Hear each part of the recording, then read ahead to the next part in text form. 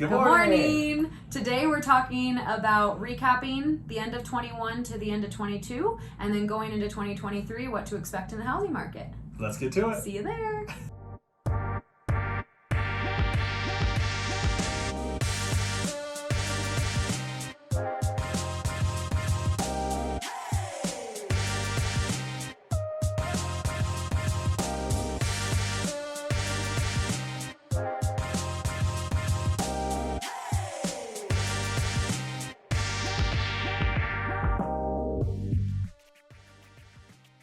Good morning and welcome to your Thursday morning coffee break. And a new year of it. Clink. Cheers. Cheers. Starring Ashley Gatlin, realtor extraordinaire. and Sean Morrissey, your friendly neighborhood loan officer. Thank you guys so much for joining us. We're stoked to be kicking off 2023. We are stoked to have completed 12 videos last year. We want to keep getting better. We want to keep doing them. So again, today we are going to be recapping what happened at the end of 21 to the end of 22, and then just kind of briefing what to expect in this year going forward. Exactly. So a little bit of different scenery today. My office with the pretty mountain views had a pipe burst, so we're under construction. But soon enough, we'll have that back. But it's not slowing us down. We're excited. We're hitting 2023 ground running, and we know everyone else is too. So let's just jump right into it. Awesome. So realistically, I want some stats. I mean, I'm the numbers guy, I'm the letter guy, so hit me with some stats, Ashley. You know, what happened for that last year and what are some of the trends that you see? Yeah, so at the end of last year, so I like to use, I think, two important stats that have shifted, relatively speaking, are days on market. So going into this year, if you do want to sell your home, having a realistic perspective of days on market, and then what is the median sales price and what has the shift been in the past year. So days on market average for the end of this past year is 40 days on market. That is completely different than 24 hours or 72 hours. So I think that's the biggest shift, but I also think what's important to know about that is that's normal. 30 to 60 days on market is actually a normal housing market. So we're coming out of that seller super aggressive and we're getting back to a normal world, which feels good. That is the resettling, right? I mean, we had not enough inventory for buyers, so they were having to see it in 5 seconds, make a decision to buy, and now it's shifting to where you can see it more than once. You can take time to make the right decisions. So very cool for buyers to have that opportunity again, and it's not bad for sellers at all. No. Again, normal market for sellers, and there are some advantages for buyers. Yeah.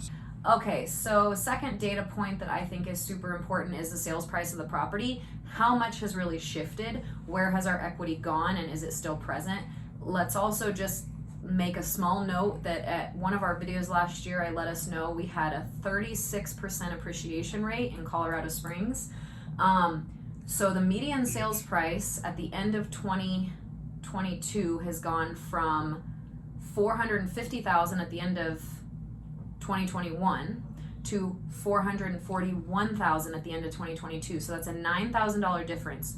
So yes, there has been a small resettling of appreciation values, but we still have equity, guys. It's like saying your stock went up $100 and now it's worth 95. So I think those data points are the most important.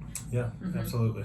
But not doom and gloom by any means. Market correction, but not falling off a cliff, nothing like that. Still okay. Time to buy. So what can buyers expect going into 2023 if they had some interest in buying this year?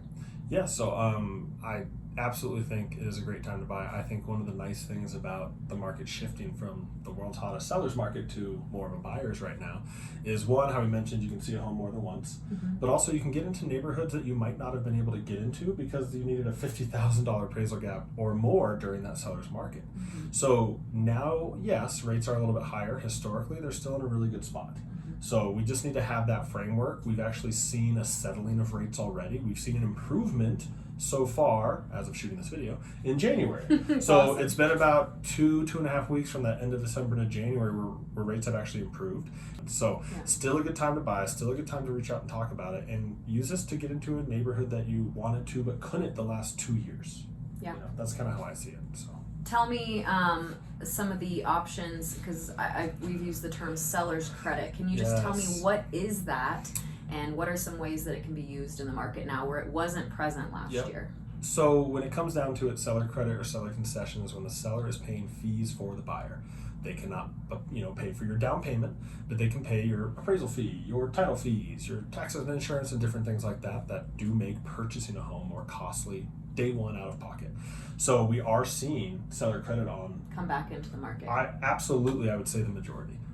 Even in the last few months, it's been more than 50% of the contracts branch-wide for Guaranteed Rate in Colorado Springs have seen seller credit on them.